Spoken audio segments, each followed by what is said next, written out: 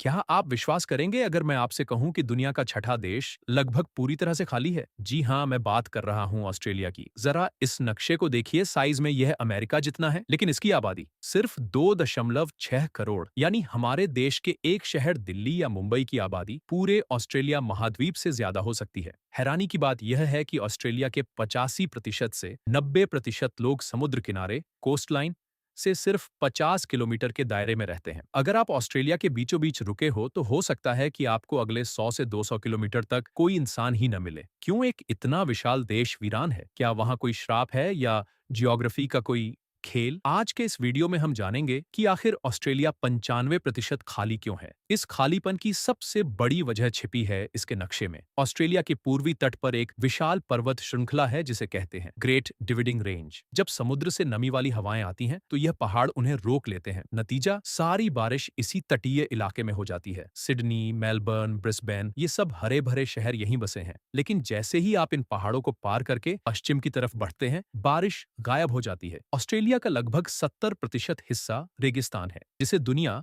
Outback के नाम से जानती है। यहाँ की मिट्टी इतनी बंजर है कि यहाँ खेती करना तो दूर, घास उगाना भी मुश्किल है। जरा सोचिए, ये दुनिया का दूसरा सबसे सूखा महाद्वीप है। यहाँ नदियां नहीं है, जो हैं वो भी साल के ज्यादातर समय सूखी रहती हैं। पानी की कमी ने इंसानों को हमेशा किनारों पर ही रहने को मजबूर किया है। लेकिन उन्हें वहां क्या मिला? सिर्फ मौत, गर्मी और कभी न खत्म होने वाला रेगिस्तान। उन शुरुआती दिनों में यह साफ हो गया था कि ऑस्ट्रेलिया का दिल इंसानों के रहने लायक नहीं है। वहां न कोई बड़ी नदी प्रणाली थी जैसे भारत में गंगा, जो व्यापार और खेती को सहारा दे सके। इसीलिए जो भी शहर बने वो सिर्फ वहां बने जहां ब्रिटिश जहाज आसानी से रुक सकते थे, यानी समुद्र के किनारे। और आज 200 साल बाद भी वह पैटर्न बदला नहीं है। तो क्या इस खाली 95% हिस्से में कोई नहीं रहता? रहते हैं, लेकिन उनकी जिंदगी आपकी और मेरी सोच से बिल्कुल अलग है। यहाँ पड़ोसी बगल वाले घर में नहीं, बल्कि 100 से 200 किलोमीटर दूर होता है। यहाँ एना क्रीक स्टेशन जैसे खेत हैं।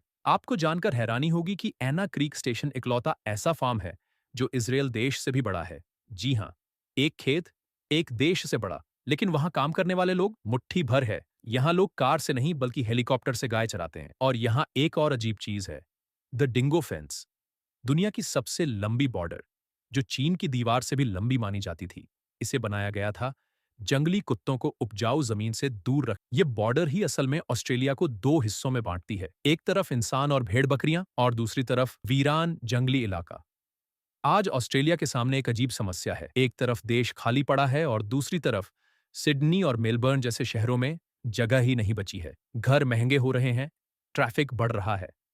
सरकार कोशिश करती है कि लोग अंदरूनी हिस्सों में जाकर बसें, लेकिन पानी की कमी और भीषण गर्मी के कारण कोई वहां जाना नहीं चाहता। शायद यह अच्छा भी है। इंसानों की गैर मौजूदगी ने ऑस्ट्रेलिया की प्रकृति को बचा कर रखा है। यह खालीपन डरावना लग सकता है, लेकिन यही ऑस्ट्रेलिया की असली खूबसूरती है। एक ऐसा देश जहां आप मीलों तक ड्राइव कर सकते हैं और आपको सिर्फ आपकी सोच और कुदरत का साथ मिलेगा। तो दोस्तों, क्या आप कभी ऑस्ट्रेलिया के इस सुनसान में एक रात बिताना चाहेंगे, या आप शहर की भीड़-भाड़ में ही खुश हैं? कमेंट करके जरूर बताएं और चैनल को सब्सक्राइब करें ऐसे ही और रोमांचक वीडियोस के लिए। मिलते हैं अगले वीडियो में।